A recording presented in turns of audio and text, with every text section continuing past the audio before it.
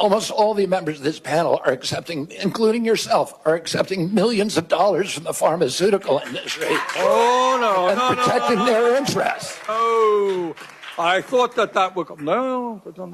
I ran for president like you. I got millions and millions of contributions. They did not come from the executives, not one nickel of PAC money from the pharmaceutical industry. They came from workers.